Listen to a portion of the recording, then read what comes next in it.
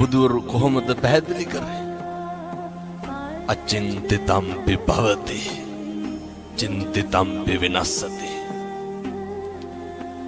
මේ ලෝකේ කවදාවත් හිතන දේ වෙන්නේ නැහැ. වෙන දේ හිතා ගන්නත් බෑ. එහෙම නෙමෙයි. අපි නඩත්තු කරන අපේ ළඟම තියෙන වස්තුව මොකක්ද? අපේ ඇඟ, අපේ ශරීරය නේ. මේ කෙස් ටික වෙනස් වෙන්නේ නැද්ද? මම මේ කියන්නේ බාහිරේ පැත්තකින් තියලා අපිට ඕන විදිහට ඕක තියාගන්න පුළුවන්. කම්මංගලං කින්ති කරෝමි. කර්මය දැඩි වුණාම හැම එකක්ම මේක වෙනස් වෙනවා.